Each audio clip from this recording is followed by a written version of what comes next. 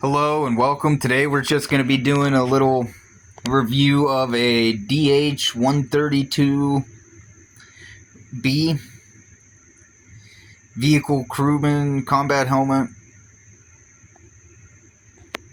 conversion to a fast helmet.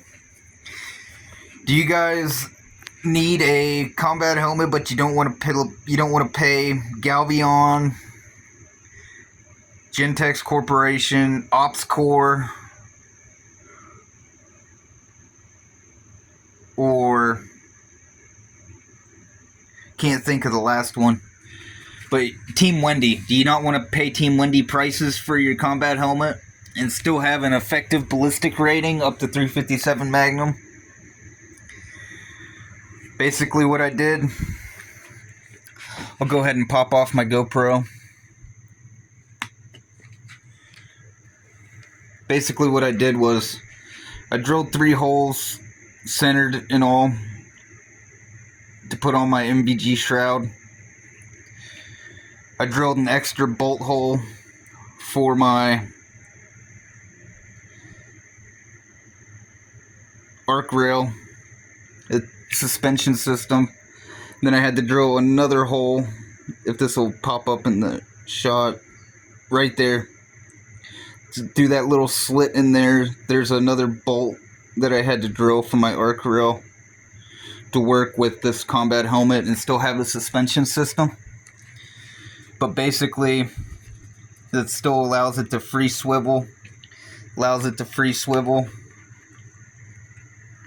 So you have a good fit with your combat helmet. I added in hook side Velcro to be able to attach my pads. I'm going to be replacing those soon because those are pretty nasty and starting to fall apart right here.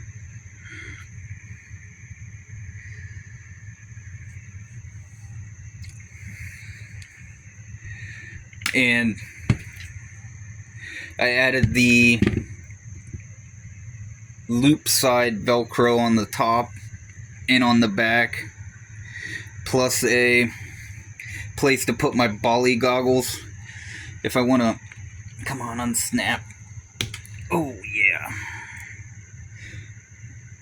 Basically, you could attach Bali goggles and have them in place on the back of your helmet. It'll still work with a counterweight that goes over top of it, if I were to do that.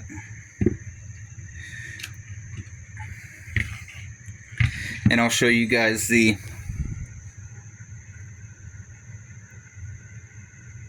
if this thing will focus.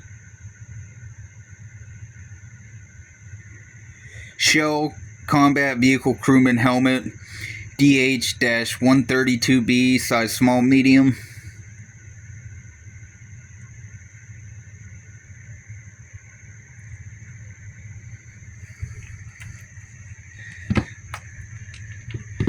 But basically this is the equivalent of an ACH high cut,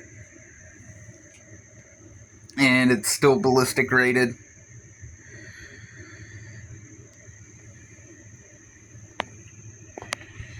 But like I said, if you don't want to pay those prices of Team Wendy, OpsCore, Galvion,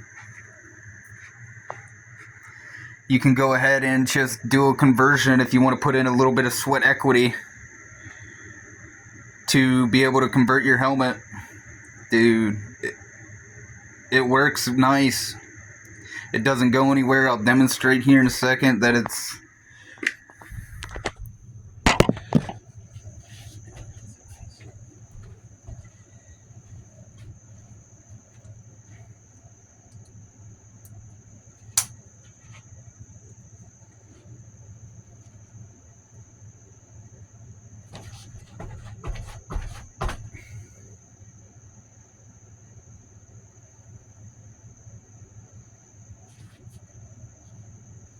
It's not going anywhere. The only thing that I'm going to replace though is the pads, because they're worn out and nasty and they smell like a dirty gym sock from use. And I might replace the suspension system. I'm not 100% on that. I kind of want to try to see if I can get the dial system I forget which brand that makes that, but basically that dial system to tighten it down on your head while it's on the back. The only thing that I've seen personally with those kind of combat helmets is that little plastic sleeve that goes over top of the actual wire that cranks it down on your head. It has a tendency to want to break over time in use, and then you just have the metal wire exposed. I don't know if that affects the effectiveness of it over time, where it'll wear out and then snap, but I have seen that personally. But that's pretty much all I got for you guys today. Thanks for watching and have a nice day.